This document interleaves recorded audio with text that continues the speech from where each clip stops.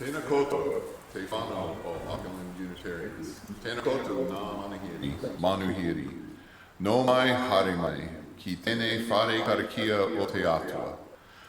Ko DiLeo tōku ingoa. No reira tēnā koutou, tēnā tātou katoa. Welcome all, church family and visitors, to this place of worship and fellowship made sacred by Auckland Unitarians for 120 years. Welcome also to those joining us remotely or watching the recording at a later time. I would also like to extend a very special welcome to today's speaker, Martin Lewis, who is joining us online from Christchurch. And also a big word of thanks to David Fougere, who is doing his first solo stint as Zoom host, just 1 week after saying he was keen to learn how. So thank you so much. My name is DiLeo, and I'll be leading our service today. I'd also like to remind those here in person that all are invited to join us for a cup of coffee or tea immediately following our service. It is our sacrament of hospitality. I believe I overheard that Viv was going to be subjecting us to a treat.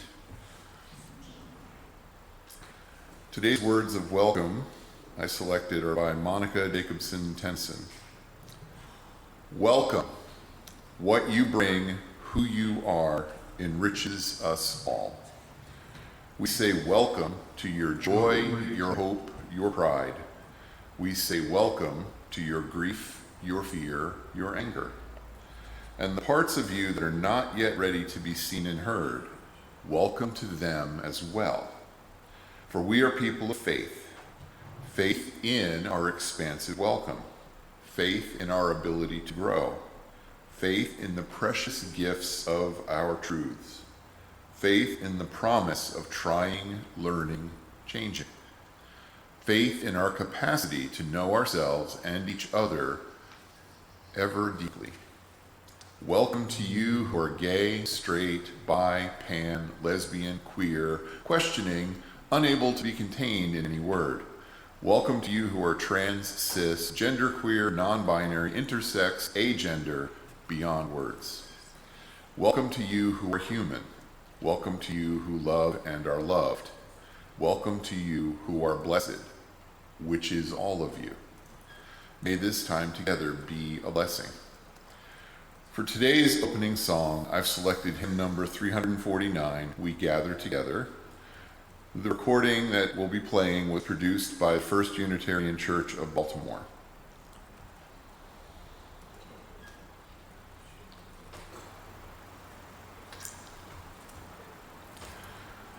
For my opening words, I've selected a passage written by Susan Megan. With thankful hearts, we have come together this morning to celebrate the bounty of the day, to bask in the warmth of this community, to share with friends the tides of our lives, to entertain perennially our hopes for a better future. We join together this morning, as always, to resist injustice and inequality wherever they may be found. Our hearts are touched by the human need we feel around us, whether far away or within reach of our hand. We have come to be together because this is how we believe our lives are best lived. In questioning and in conversation, in compassion and in service, in gratitude and in joy, in companionship and in love. It is good to be together with you this morning.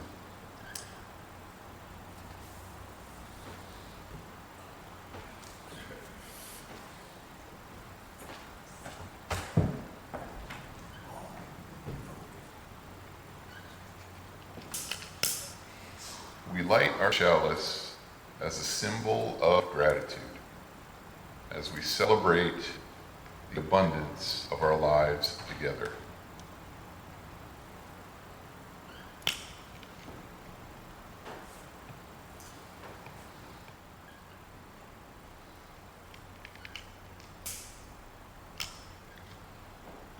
In this sanctuary, we harvest bushels of strength for one another and offer our crop with the hands of compassion and generosity. In the authentic and gentle manner of our connections, we cultivate a simple sweetness to brighten our spirits. May we be grateful for the ways we nourish and uplift each other, for it is the sharing of this hallowed time together that sustains us. If you wish, you're welcome to recite with me the covenant of our congregation. Love is the doctrine of this church. The quest for truth is the sacrament, and service is its prayer. To dwell together in peace, to seek knowledge in freedom, to serve humankind in fellowship, to the end that all souls shall grow in harmony. Thus do we covenant with each other and with our God.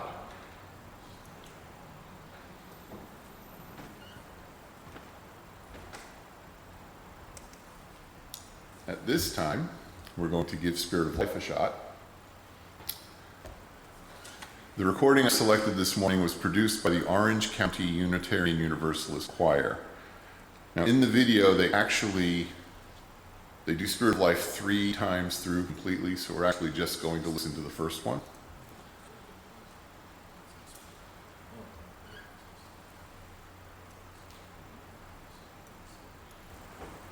For today's intermediate song, we've selected Louis Armstrong's What a Wonderful World.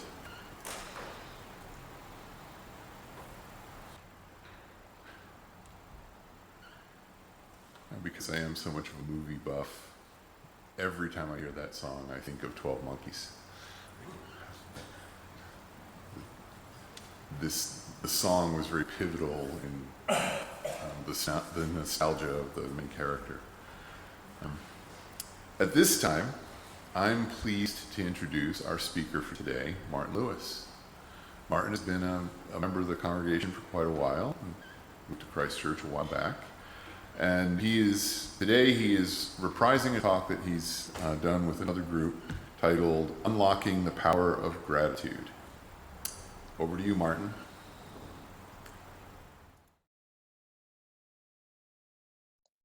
Probably help me to unmute. Right, unlocking the power of gratitude. Gratitude and its ability to uplift and enrich our lives is an extremely important and relevant today as it ever was. As we're constantly bombarded with negative news and dramatic spin, dire messages through various forms of media, we might descend into feelings of anxiety, depression, hopelessness, and despair. And when we're inundated with messages about what we should have or be and what we're missing out on, it can be easy to get caught up in feelings of inadequacy and dissatisfaction. The technology designed to keep us engaged in following our interests has the unfortunate side effect of reinforcing and amplifying not just our existing beliefs and feelings, but also our fears and apprehension. This happens to be by design. Frequently, the emotions used to keep us engaged and exploited are those of our anxieties. And yet, as real as they may seem, they are rarely, if ever, based on the whole picture. Fortunately, there is a powerful tool that we can all use to combat these negative feelings, namely gratitude. Gratitude is a powerful tool that can improve our lives mentally, emotionally, and physically, and perhaps we may believe even spiritually. And so in a world that seems so unstable and full of threat, what have we got to be grateful for? We hear constantly, through the many channels of information we subject ourselves to, how dire and dreadful the world that we live in is. Impending climate change, we have recent evidence of that. Economic instability, pandemic, pollution, extreme politics, terrorism, social injustice, racism, the propaganda that goes along with it all. We have experience of all that. The threats of nuclear war, the unknowns of artificial intelligence and surveillance capitalism, they all threaten us daily. The evidence is clear. Have I depressed you yet? What positives help balance the dread we languish in? What should we be grateful for? What do we have to be optimistic about?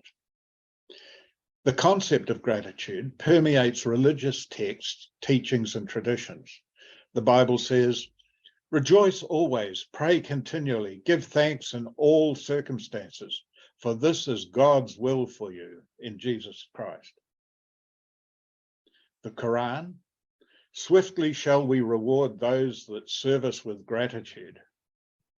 Hinduism, "Whatever is coming to you, you should have gratitude for with gratitude comes contentment," and so on.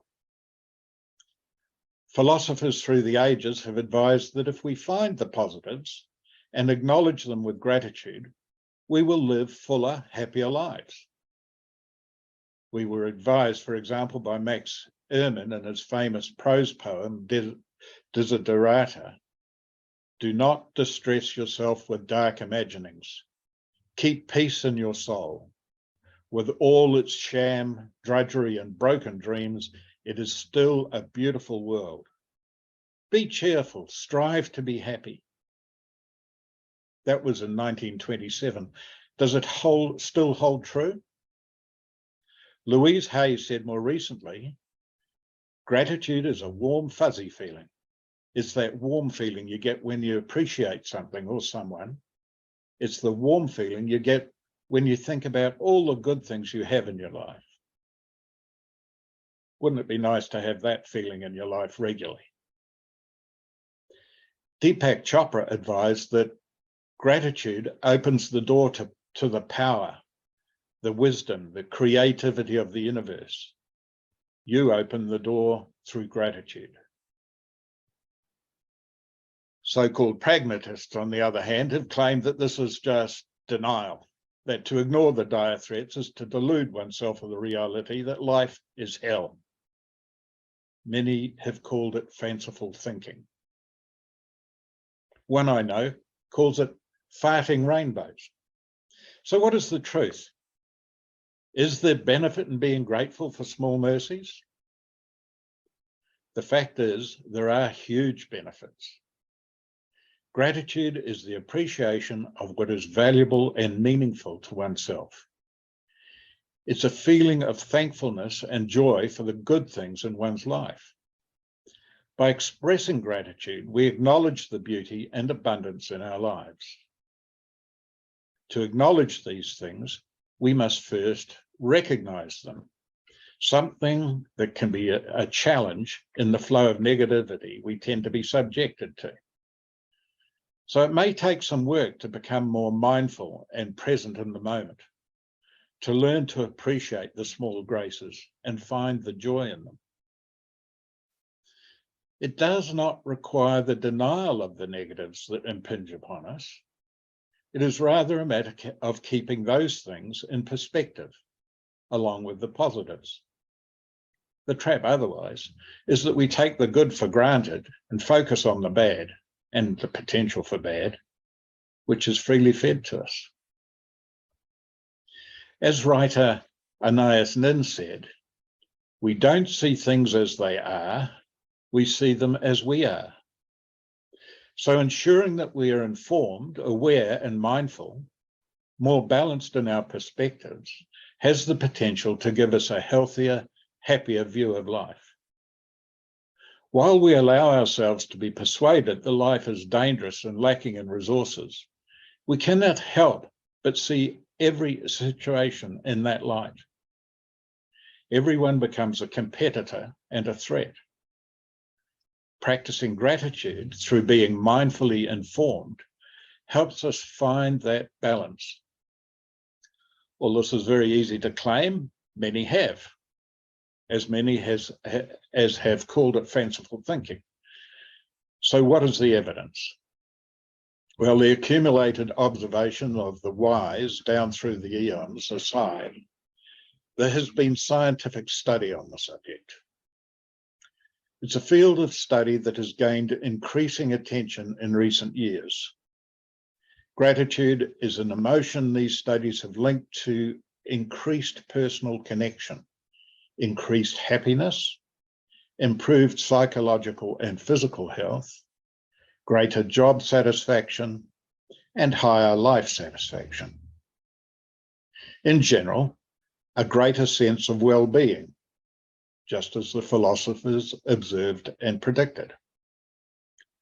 Finding also that gratitude leads to better sleep, reduced stress and depression, and can even lower blood pressure and improve immune function. Overall, the science behind gratitude confirms that it is an important emotion to cultivate. So why is this? We know it's true.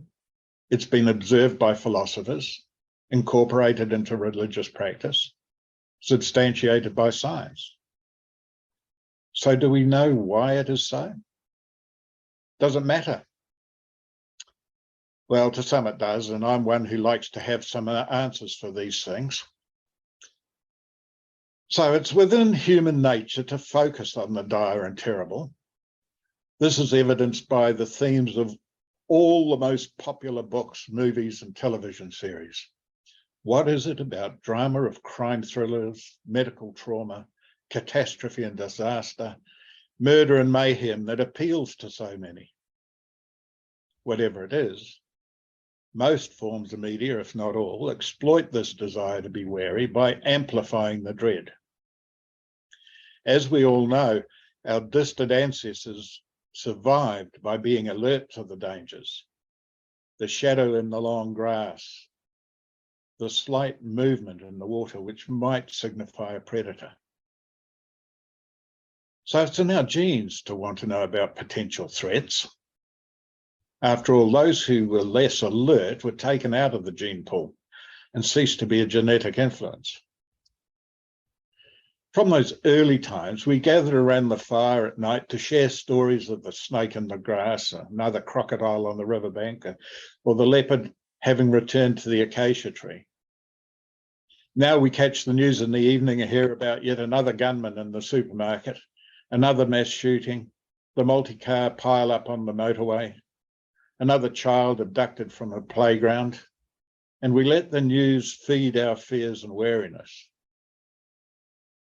Unfortunately, the amygdala, the part of our neural system evolved for processing fearful and threatening stimuli, does not acknowledge that the gunmen concerned are halfway around the world in the US, the motorway in snowbound Canada or Russia, and the abductor was in France. And although none are actual threats to us personally, none are as persistent a threat as they're made to seem, our primitive brain adds it all up and triggers the anxiety that we are in imminent danger. The reality is that the risk, while perhaps real, is vastly smaller than the impression given. Here in Christchurch, having experienced the trauma of earthquakes, we are persuaded that they might return at any moment when we see the devastation of Haiti, and then again in Indonesia, and in China, and Chile, and Japan, and Italy, and the recent quakes in Turkey and Syria. The anxiety may be exacerbated, and yet the truth is, the risk isn't any greater for knowing of those events. It is usually a once-in-a-lifetime event. The last major earthquake in New Zealand of the scale Christchurch experienced was 50 years ago in a relatively remote part of the West Coast. And just a few weeks ago, as I wrote this, I found myself anxiously wondering whether I had done all I could to prepare for a flood, as all the warnings for North Islanders to be prepared were constantly repeated on radio and television. While perfectly valid and necessary there, in truth, the risk here was minimal. So when we take the time to focus on the things we are grateful for, we begin to see the positives in our lives and are less likely to get caught up in feelings of lack and threat. We begin to provide balance to the input we are programmed to seek and which commercial enterprises find profit in providing. Making oneself aware of and highlighting the positives in our lives soothes that part of our brain that is on the lookout for impending disaster. not to deny reality, but to keep it in perspective. With the rise of social media and other digital platforms, we have the ability to connect with people from all corners of the globe and share ideas and resources in ways that were not possible before 1990. This has the potential to foster collaboration and cooperation on a global scale, both positively and negatively. The negative is frequently presented to us, but we need to remember the positives. By recognizing that although science and technology might provide some avenues for threats we perceive, they provide a great many more benefits in our lives. Technology provides comfort and security never before known in history. For example, the development of vaccines and other treatments for diseases such as Ebola and COVID-19 give us hope and optimism for the future. Though there may be political turmoil in the world, which can and occasionally does spill over into our world, day to day, we are in a peaceful, civilized, law-abiding corner of the world, enjoying all the freedoms that provides. In times of hardship, it's important to remember that we are capable of overcoming challenges and finding joy in the face of adversity. We need to be aware of the progress we've made in addressing some of the major threats we face. While climate change and economic instability remain significant challenges, we have made great strides in reducing poverty and improving access to education and healthcare around the world. We're also making some progress in reducing pollution and promoting sustainable development. Yes, these remain major challenges, but some progress is being made. Despite the many challenges we face, we're still surrounded by an incredible array of flora, fauna, and ecosystems that are a constant source of wonder and inspiration. By taking the time to appreciate and protect these natural wonders, we can find hope and meaning in a world that is often filled with uncertainty. So how might we tap into these benefits of gratitude? Arthur Schopenhauer tells us that each day is a little life, every waking and rising a little birth, every fresh morning a little youth, every going to sleep a little death. So start each morning with a gratitude exercise. Spend a few minutes each day reflecting on the things you're grateful for. Meditate and write a journal, or simply take a few moments to think about the positives in your life. This will help you start the day off in a positive frame of mind, and it can help to set the tone for the rest of your day. Or perhaps at the end of each day, take some time to write down 3 things about the day you are grateful for. They can be big or small, such as a beautiful sunset or a warming cup of coffee. Doing this will help you to recognize the beauty and joy that can be found in everyday moments. The great religions of the world have recognized the power of this and incorporated them in their practices, with actions such as daily prayers before bed to give thanks for the day's blessings, and appreciation for one's parents and siblings, and such things as saying grace of thanks before a meal. Another positive that helps balance the dread we may feel in today's world is the sense of community and support that can arise in times of crisis. For example, during the earthquakes, again after the mosque shootings, and no doubt now in the aftermath of the cyclones, we've seen countless acts of kindness and generosity as people come together to support one another and those most affected by the crisis.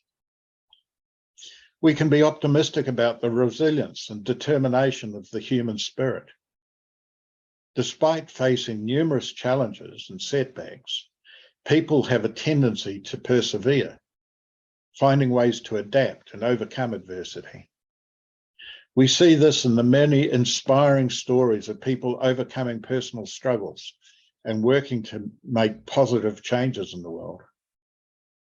It's important to take the time to express your gratitude to those around you, whether it's family members, friends, or colleagues, letting them know how much you appreciate them. Showing them your gratitude through a simple act, a thoughtful gift, or taking the time for a few kind words to tell them how much you care. Again, it's just a little thought and reflection to recognize these things. Taking this time to express your gratitude not only makes them feel good, but it also helps to strengthen relationships in both your mind and heart and theirs. Overall, it's important to remember that despite the challenges we face, there are still many things to be grateful for and to be optimistic about. By cultivating a sense of gratitude and focusing on the things that bring us joy and meaning, we can find strength and resilience to navigate even the most difficult of times and keep the daily struggles in perspective. Integrating the powerful tool of gratitude into your life increases your sense of joy and contentment. With some intentional effort, you can develop habits that will bring you more satisfaction with your life. As these feelings and this awareness grows, it becomes easier to express these expansive feelings. This awareness through authentic acts of kindness and generosity to others and the world we live in. Acts which otherwise might be constricted by anxious feelings of risk and scarcity. Showing kindness and appreciation to others helps you recognize the richness you have in your life in a compounding cycle. The response of others to how you are and how you make them feel feeds back and reinforces those feelings and the awareness, both within yourself and those with whom you share them, helping you to be more mindful and connected to the world around you, and so on. After all, for all the impending doom around us, it is truly a privileged state we enjoy. Remember, do not distress yourself with dark imaginings. Keep peace in your soul. With all its sham, drudgery, and broken dreams, it is still a beautiful world. Be cheerful, strive to be happy. It does still hold true. Practicing gratitude then not only graces one's own life with a more mindful and balanced view, but potentially enriches one's relationships, in turn enhancing the lives of those around you. And if that influences their lives, it may be passed on to others around them too, and so on, thus growing a more connected and joyous community. Gratitude opens the door to the power, the wisdom, the creativity of the universe. You open the door through gratitude. It's important to note that gratitude is a practice, and like any practice, it takes time and effort to develop. It's also important to remember that gratitude doesn't mean ignoring the difficult things in your lives or pretending that everything is perfect. It simply means being thankful for the good things, even in the midst of the difficult. Given the potentials, how can anyone not value the practice of gratitude? The alternative to seeking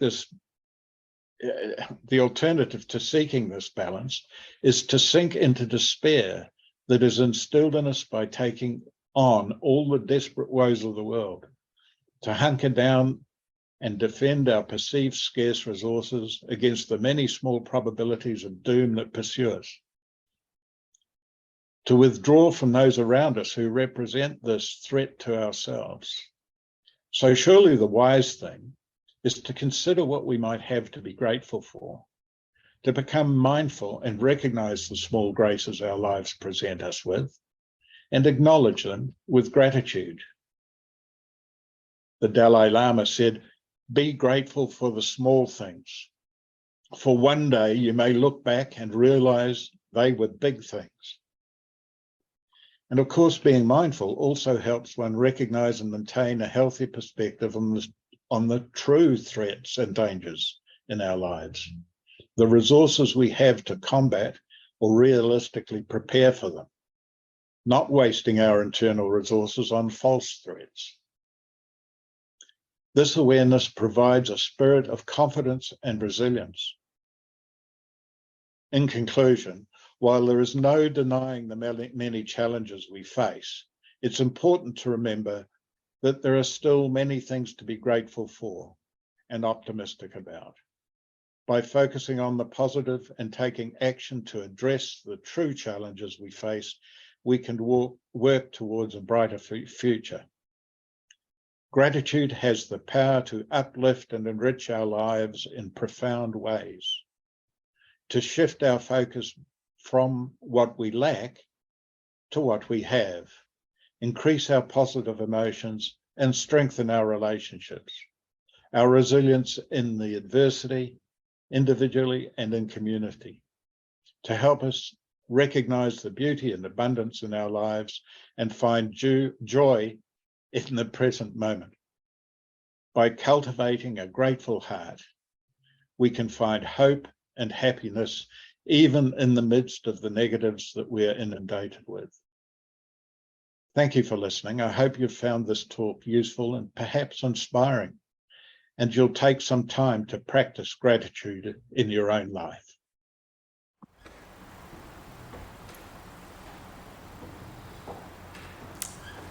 Thank you, Martin. Now please join with me as we say the words for extinguishing the chalice. We extinguish this flame, but not the light of truth, the warmth of community, or the fire of commitment. These we carry in our hearts until we are together again. For our closing song today, I've selected hymn number 128, For All That Is Our Life. The recording we're playing, as it happens, was also produced by the First Unitarian Church of Baltimore.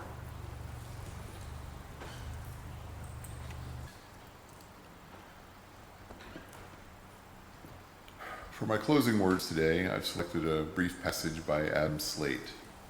We end our gathering with gratitude for camaraderie, shared wisdom, goodwill, and support that we extend to each other within this community. May we continue to bless each other with these gifts, and may we reflect those blessings back out into the world as we minister to those around us. Thank you all for taking the time to be with us today, and thank you again to our speaker, Martin Lewis, and to David for his inaugural effort as our Zoom host today.